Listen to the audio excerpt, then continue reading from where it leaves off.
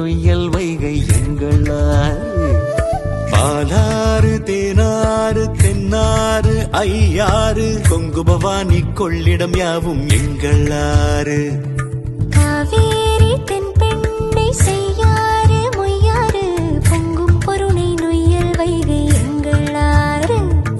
பாலாறு தேனாறு தென்னாறு ஐயாறு பொங்கு பவானி கொள்ளிடம் யாவும் எங்களாறு